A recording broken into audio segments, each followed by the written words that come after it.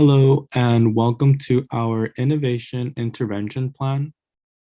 Today, Cache, Davis, Erica, and I will discuss an issue that has been growing more and more throughout millennials, affecting their mental health.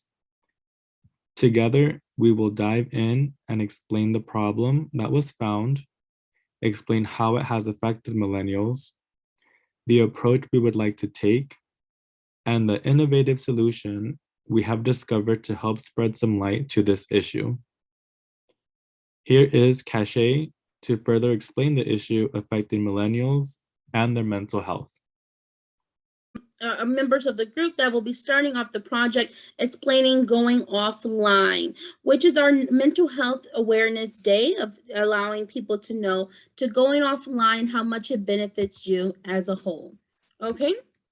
So I want to introduce you here. We are giving you more information on the balance of social media and how it's synonymous to mental health.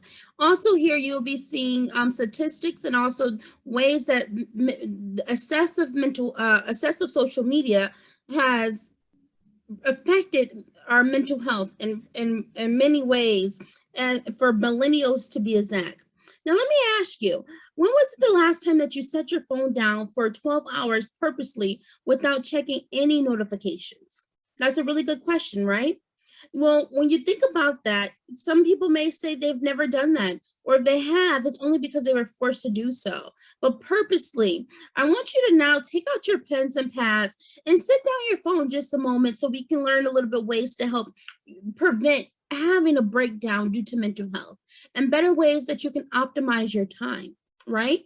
So, first things first, social media, the excessive use of social media that's being seen with our audience today, which are millennials, ages anywhere from 17 to maybe even 27 to, and maybe millennials can also go up to ages 30, depending on what article you read. However, depression has been one of the key causes. Low self-esteem has been another cause. Body image issues, anxiety, social isolation. The list can go on. Many people get us affected by social media by looking at the way that other people are living their lives and highlight reels. And let me just tell you here, the statistics, the numbers do not lie. Almost 25% of teens view social media as having a negative impact. Between 2012 to 2015, depression in boys increased by 21%, and in girls, 50%. Can you believe that? The child suicide rates increased by up to 150%, and self-harm by girls ages 10 to 14 nearly tripled. Can you believe that there are young girls and young boys going to school right now, looking on social media and feeling less than, just for the simple fact how they may not have what their counterpart has to offer as far as financial security, or even when it comes to technology.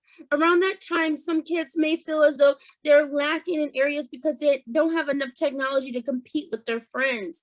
And after a while, it weighs on them, looking online. And granted, it's not always the owners or the founders' fault, of course, by even creating social media, but there has to be ways that we can put in place to help millennials feel that they can focus somewhere else. So that's why we created different sources for children to go and figure out that this is what social media does, how it can affect you. And this is what we want you to do by staying offline for at least one day and getting more information about that, right? So I do want to let you know as well, between 5% to 10% of Americans meet the criteria for social media addiction. Hey, I may say that I may be one of them in a sense, right? Always picking up my phone, and it's a cause and effect. Look here, the dopamine reward loop. First, you pick up your phone, you check your notifications. Some people do it right in the morning. Some people do it right when they start work. Other people, they give themselves a little bit of time. But the first thing you're doing, you're picking up your phone, looking at notifications, looking at all the hearts, looking at all the likes, looking at all the comments. And that sends a dopamine increase to your brain. that dopamine increase to your brain significantly increase, and it makes you feel happy, right? That same dopamine increase can actually even happen if you are working out. It can happen if you are eating your favorite dessert. It can happen if you're eating your or watching your favorite show. It can even happen if you have a good conversation with someone or watching a TED talk on TV. But instead, millennials are picking up their phone, going to social media to feel happy. And then once they feel happy after they put their phone down and they see that the instant gratification wears off, the dopamine decreases. And it's like a cause and effect. Get back on social media, pick your phone up, and dopamine increases again. So I'm here to let you know now that continue to look at our project here and get an insight on how ways that you can help the millennials around you, or even if you're a millennial who's watching this, ways that you can get a better insight and perspective on how you can look at social media and find times to do self-care, find times to have self-love, find times to be present in your own environment without having to pick up your phone consistently, which takes time away from your productivity. All right, well, it was a pleasure speaking to you again. My name is Cache Castello, and you have a wonderful day. Goodbye.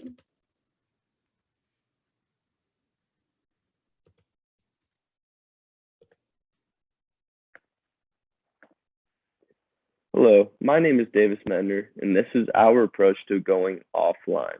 As we continue to research and dig deeper into the abyss of social media's impact on mental health, we needed some insight. Teaming up with professional organizations like Omni and Better Health has led us to begin our approach from a professional point of view. When focusing on our community around us, many people have been reaching out. Promoting our name and our main focus may just lead us to a powerful movement. With therapy on our side, we continue to grow and expand our knowledge to create a lifestyle of reaching for the real. Multiple studies have found a strong link between heavy social media use and an increase for depression, anxiety, loneliness, self-harm, and even suicidal thoughts. We will not let this stand. Thank you, Davis. As he just explained, there are companies that have the power to influence positive mental health, just like they've been doing for years before social media got involved. In the time we are in today, social media is the #1 way to communicate with family and friends. Personally, I find it hard to communicate and keep up with friends and family any other way. But keeping in touch with friends and family through social media is not the only way it is now used for. According to a blog post on singlegrain.com, businesses and analytics are targeting audiences with ads geared directly to them, making it hard to go offline. The National Retail Federation reports that millennials spend close to 4 hours a day on social media, refreshing, reposting, and posting on their feeds, checking on their favorite celebrities, loved ones, and of course, their favorite influencers. Through our innovative approach, we plan on getting those same businesses involved to create a national offline day. A time in history of October 10th to promote mental health and do a day of no social media. With our approach, we will gather influencers, get them involved to promote mental positive health. We will reach out to businesses to create awareness and the importance and benefits of what an offline day can do for any individual struggling through their positive mental health. A challenge we will face is how exactly to get businesses targeting social media ads to turn off their publications for a whole day. Together, our team has tackled what seems like an impossible task. Ben Peck, a student in Deakin University in Australia, tried a whole week without social media. By the end of the week, he could not wait to log back in. What he realized, though, is that social media was not as important as he thought. Even though he was excited to log back in, he realized he did not have to refresh his Instagram every hour. He felt more productive, and he says that overall his mental health felt better because he was able to focus on things that actually mattered. By getting top influencers in social media, we plan to do just that. Have the influencers as allies and help them influence the positivity of mental health. The influencers and companies will be able to show the nation that social media is not as important as everyone thinks. And with businesses involved and backing us up, it will reassure the nation that money, ad revenue can all come after putting your mental health first. This is just the beginning.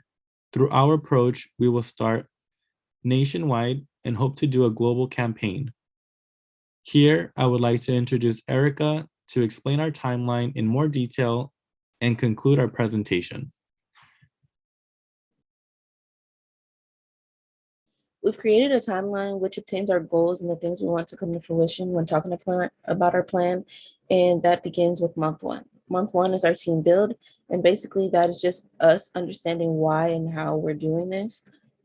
We're also going to be acknowledging why so many millennials have mental health issues and where social media falls in play when talking about that.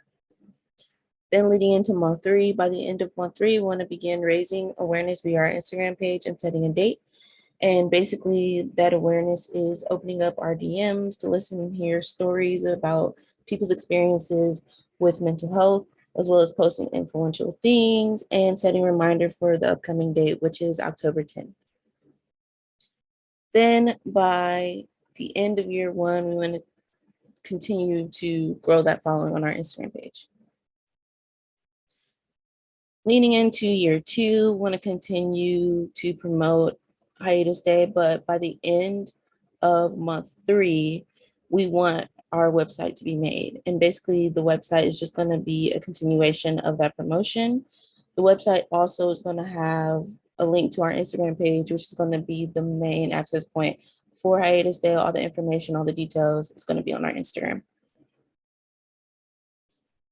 Then by the end of year two, we believe this is the most important part, and that is getting influencers involved. We know that influencers have a platform, and with that platform, they have a voice, which means that they can tell their audience every detail about Hiatus Day and they'll listen.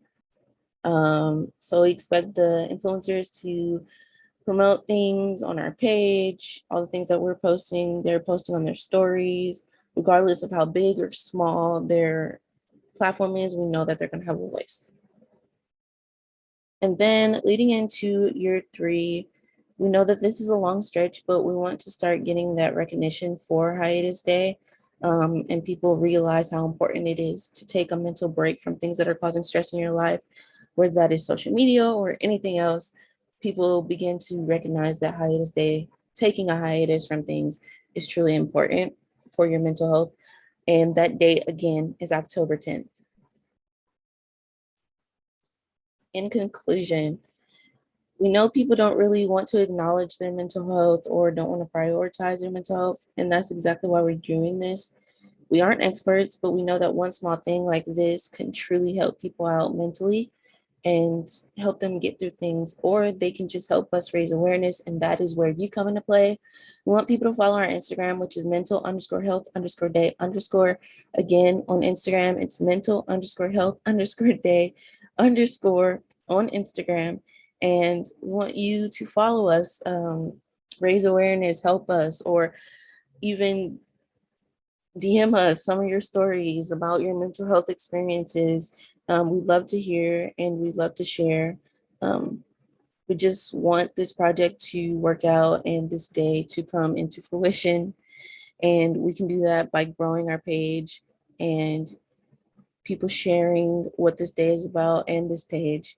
But with that being said, we thank you so much. We thank you for listening and we truly appreciate you. Thank you.